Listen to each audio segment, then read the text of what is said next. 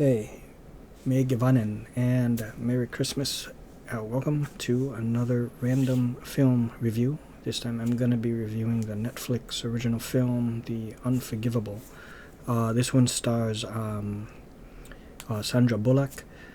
Hold on here. It stars John Bernthal as kind of like a potential romantic interest or love interest. We have Vincent D'Onofrio as a lawyer, and I don't know his name, or I don't know it. I should have looked it up. But the black dude that was from Daredevil, and I also think in Punisher, he played Turk, the informant. So what's kind of funny is we have like three people that were in the Marvel Netflix shows, Daredevil, Punisher, and I think he even Turk guest starred in, crossed over in some of the other ones, and Netflix cancels them, but yet still kind of gets them back for this, puts all three of them, in there. So I thought that's kind of funny. But anyways, this movie I think is kind of like much talked about. And I know Sandra Bullock was on like the Kelly Clarkson show or one of the shows and interviewed for it. And I saw this yesterday, and I'll just say this. Overall, I thought the film was a pretty good drama, I'll have to say.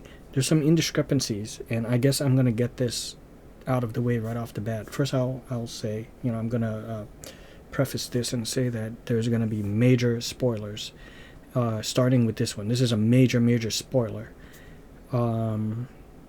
So if you haven't seen it and you kind of care about that, then don't watch it. But don't watch this. Go watch the film. But and plus I forgot who directed this too. It doesn't matter. The Unforgivable. Okay, so the whole thing is she was put away in prison for 20 years. I think maybe it was supposed to be like maybe longer, but got out like early for good behavior. I thought I overheard something like that in the film. And, then she killed a cop. She killed a cop, right? And the kids of that cop are kind of pissed that she got out early and want to administer punishment to her for this. And when this happened, she had, during the time of the killing, the shooting and killing, her 5-year-old sister.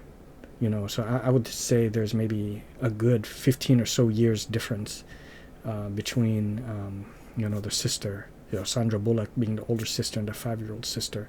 So, of course, when Sandra Bullock went to prison, she spent the 20 years, got out of it, and then after 20 years and wanted to reconnect with her sister. Now, here comes the spoiler. It turns out, you ready? Here comes the spoiler. Be prepared. It turns out that it was the younger sister, the 5-year-old sister at that time, that it's kind of like mobsters or gangsters, or I think with the mafia and the mobsters, there's something called a patsy. So sometimes someone else takes the fall, but someone who's higher up in power can't afford to spend the time in prison, so someone has to take the fall. Well, Sandra Bullock was the patsy to the 5-year-old girl, because 5-year-old sister, she kind of accidentally or unwittingly shot and killed the sheriff, but Sandra Bullock took the fall, and she paid with her life for something she hasn't done, much like the A-Team for a crime they didn't commit. She took like all the abuse for being and the mantle of being known as cop killer. And, people don't like that. So she even took the beatings from that. And that's what that's about. Now, here's where the indiscrepancy comes into play. She wasted her life because she was only 5 years old. It was an accident. 5 years old. She was only 5. She was only 5. Oh my God. Wait a minute. What are you saying? There's a part.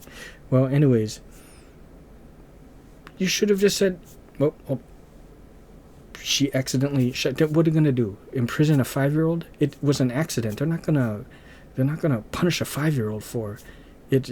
Accidentally doing that. So that's where the indiscrepancy. Right? There was no need for her to spend that 20 years. She could have just said, "Oh, a very terrible accident occurred." She picked up the shotgun and shot the sheriff. She's pretty dumb. The dumb thing to do, but she doesn't know any better. She's 5 years old. But instead, of course, it's a film, so they had to make it dramatical. So now, with that aside, taking aside that little indiscrepancy and that little unbelievable thing, that she did, that didn't have to happen, that unbelievable scenario, because this is just a movie after all.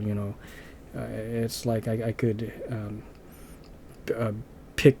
be very picky with like the Marvel films and the DC films, with all the little indiscrepancies, but it's just a film. And you have, just like if Quill didn't start beating on Thanos when they were removing the glove, and he got that glove off, movie's over. There wouldn't have been no need for a part 2. But of course, there had to be, something had to instigate the, lead it, connect it, so the story to go on. So with that aside, the way they went about it, with her trying to acclimate back out into the open world, the outside world, and making friendships, especially the chemistry between John Bernthal and Sandra Bullock, I thought was quite good. It was more like these other roles, the people around her, like with the Netflix people, they're not in it a whole tremendous amount of time, some a little more so than others. It's all centered, of course, around Sandra Bullock, and she, of course, features the most, and jumping between her and the family, the other family that the sister went to be adopted. So it was mostly them. But, the Netflix Marvel people, John Bernthal, Vincent D'Onofrio as the lawyer, the one who plays D'Onofrio's wife, I forgot her name, the black lady. I've seen her before, very famous. I don't want to say Viola Davis, but I can't remember her name. She's a fantastic actress as well. She's great, and she kind of, you see her like at the beginning, and then her part gets, kind of expanded a bit as we get near the end, and to go on a little car ride. But it's like the little bits they're in was very, very effective and powerful. Whenever you see them, the Marvel Netflix people in a scene with Sandra Bullock. So I thought that was great, and just wanting to reconnect with the sister, I thought it makes for a good, effective story. And I don't know, to me it seems like it could be Academy Award nominated, worthy of a nomination, an Academy Award nomination. I don't know about a win, maybe, depends on who she's up against, but I have no idea what other films, what other films are going to be nominated. It's ever since all of this, thing, I what's happening with the world, I haven't kept up with that. And but yeah, that was all done well. You just have to set aside, and jump into the fantasy. Set aside logic and reality that she could have just easily said, you know what? She picked up the gun and she didn't know, and she just accidentally shot, and it would have been dubbed as a very horrible accident, and no one would have had to spend time in prison. That's what I thought. So, out of 10, I would give this film, it is well worth the watch. She gives a very powerful performance, and how it showcases how she's become a hardened convict was excellent, and just seeing how, like, even up to the point before you knew that she really didn't make the kill, because I didn't know until she kind of said it, like, she was only 5, and I'm thinking, okay, and it goes to the flashback. It jumps around occasionally into a flashback of how it all happened. at first you're just like, you still feel kind of bad for her that she's still, you know, she did her time. Sure, she killed her cop, but maybe there's a little bit more to this story. I didn't think that, but I thought maybe, I kind of had a feeling maybe there's a little bit more to it. And you felt kind of bad. Then when the revelation comes and now you remember the abuse she took, and then you start to feel really, really bad.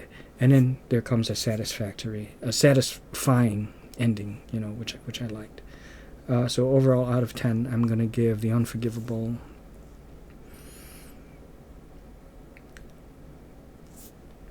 a really powerful performance. So, because based on that, you know, and again, setting aside, you know, the fact that it should have, you know, in reality, it would have gone like, well, you know, in reality, if this was something in reality, then she would have said, well, you know, the 5-year-old picked up the gun and didn't know any better and shot that, you know, in reality, and the prints would have been on it and stuff like that.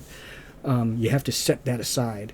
And I'm going by the acting, the performances of not only Sandra Bullock, but everyone. I'm going to give this like an 8 out of 10, you know. So I liked it that much. So that's it. Hope you all enjoyed, and Merry Christmas, and see ya.